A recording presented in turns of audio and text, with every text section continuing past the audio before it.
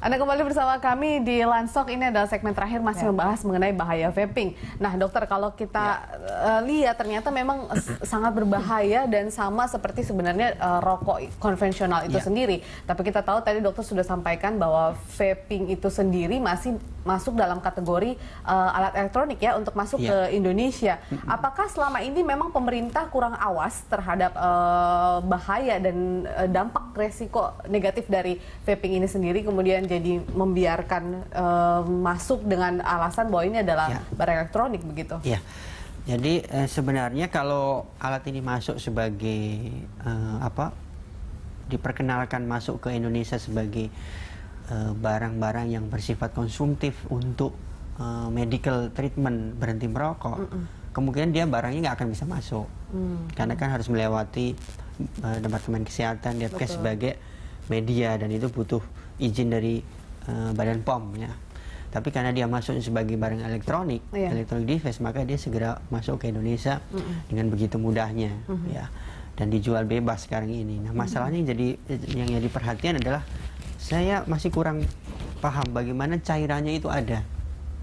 Oh, itu tidak disertakan dengan... Enggak, biasanya masuknya hanya elektronik. Cairannya itu masuk mungkin berbeda. Ya? Saya tidak tahu masuknya cairan itu dari mana. Apakah memang diproduksi di Indonesia atau bagaimana. Dan kalau diproduksi di Indonesia, mestinya ini menjadi perhatian pemerintah.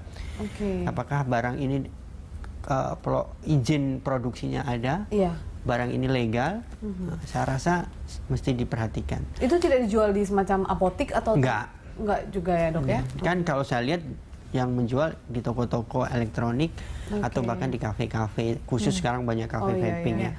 Nah, tetapi memang kalau dilihat dari regulasi atau peraturan tentang rokok elektrik itu sendiri di dalam peraturan pemerintah, undang-undang maupun peraturan daerah itu tidak menyantumkan tentang rokok elektrik. Kita tahu tentang peraturan tentang perda larangan merokok atau PP pemerintah tentang bahaya rokok, tapi tidak ada konten tentang electronic device. Di dalamnya tidak ada, sehingga memang ini harus menjadi perhatian pemerintah kalau dia harus mulai aware ya. Dan tadi pertanyaannya apakah pemerintah tidak aware? Pemerintah sebenarnya aware, karena beberapa kali pemerintah sudah melakukan pertemuan-pertemuan untuk membuat regulasi mengenai ini.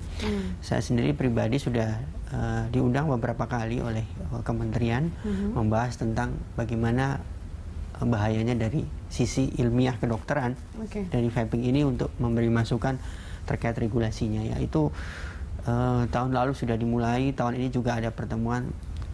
Mungkin saat ini masih dalam proses penggodokan oleh Kementerian Kesehatan regulasinya seperti apa. Kita harapkan ini ada regulasi lah ya terkait dengan penggunaan vaping rokok elektrik.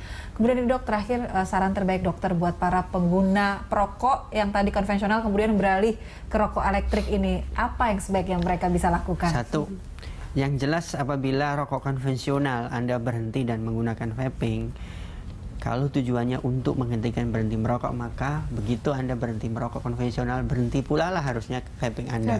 Kalau itu Anda bisa lakukan, maka itu adalah hal yang terbaik Anda bisa lakukan dalam hidup Anda. Tapi kalau hanya untuk memindahkan, maka nasihat yang kedua yang mesti Anda perhatikan adalah bahwa vaping ini kalau Anda gunakan terus-menerus secara kontinu, maka suatu saat pun akan bisa menemukan dampak kesehatan. Ya, tidak ada istilah bahwa bahan-bahan yang bersifat berbahaya itu aman, karena sudah terbukti konten atau kandungan di dalam rokok elektronik itu juga bersifat karsinogen salah satunya selain nikotin, dan tidak ada batas aman untuk karsinogen.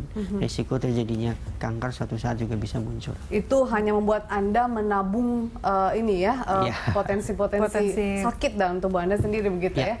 Baik, investasinya penyakit ya.